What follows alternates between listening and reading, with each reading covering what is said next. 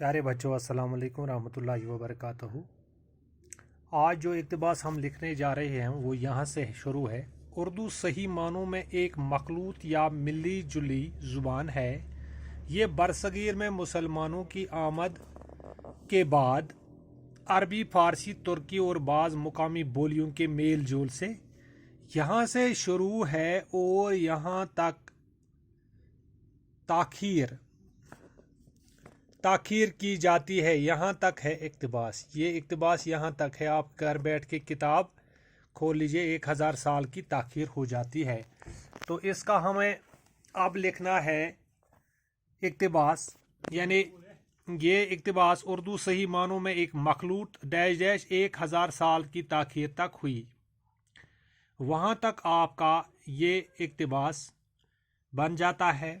इसका सलीस ये है, ये इक़्तिबास डॉक्टर नज़ीर अहमद के मज़मून उर्दू कहाँ पैदा हुई से लिया गया है। इस मज़मून में वो उर्दू के पैदा होने और इसके इर्तिका का जिक्र करते हुए फरमाते हैं कि अगर सच्चाई को देखा जाए तो उर्दू एक मिली जुली ज़ुबान है।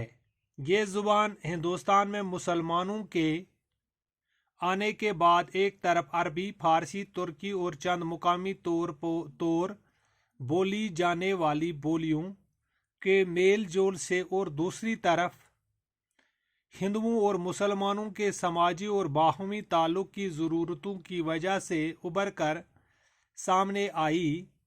मुसलमानों के आने से कुछ वक़्त पहले मौजूदा आरियाई ज़ुबानों की पहली शक्लें ज़ाहिर हुई थी, लेकिन ये ज़ुबानें कोई ख़ास अहमियत नहीं रखती थी। मुसलमानों ने अपने साथ एक नया तमद्दुन लाया था। इस तहज़ीब व तमद्दुन की इन ज़ुबानों पर गहरी छाप पड़ी।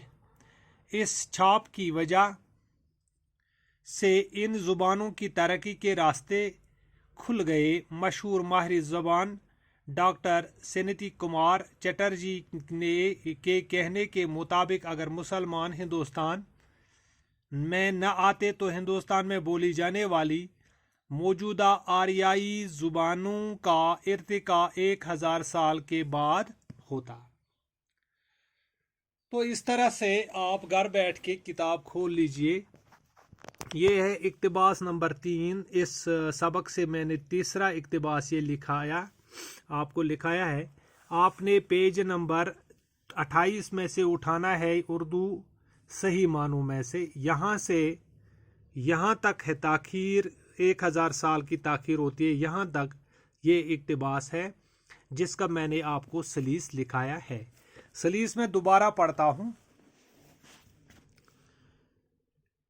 ये इक़्तिबास डॉक्टर नज़ीर अहमद के मज़मून उर्दू कहाँ पैदा हुई से लिया गया है। इस मज़मून में वो उर्दू के पैदा होने और इसके साथ इसके इर्तिका का जिक्र करते हुए फरमाते हैं कि अगर सच्चाई को देखा जाए तो उर्दू एक मिली जुली ज़ुबान है। मिली जुली ज़ुबान उस ज़ुबान को बोलते हैं जिसमें बहुत सारी ज़ुबानों के अल्फाज मिले हुए होते हैं।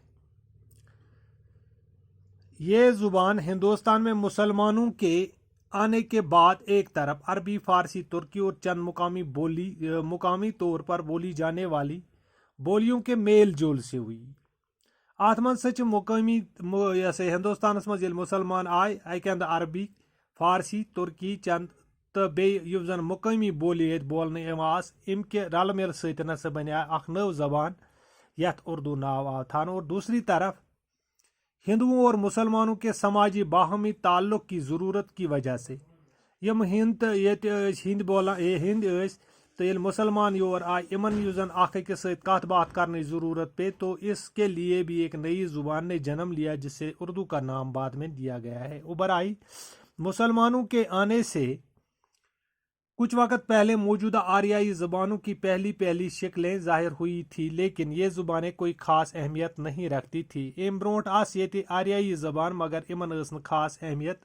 मुसलमानों ने अपने साथ एक नया तमद्दुन लाया था। मुसलमानों ओन अख नो तहजीब तमद्दुन पानस सत। इस तहजीब तमद्दुन की इन ज़ुबानों पर गहरी छाप पड़ी।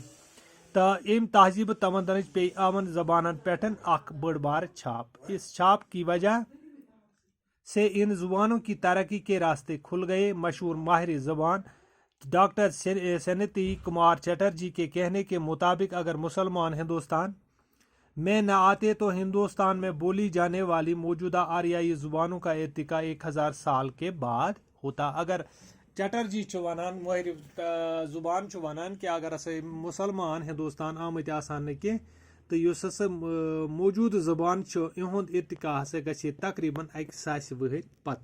تو آج کا ٹاپک یہیں پہ ختم کرنے کی اجازت دیجیے. خدا حافظ.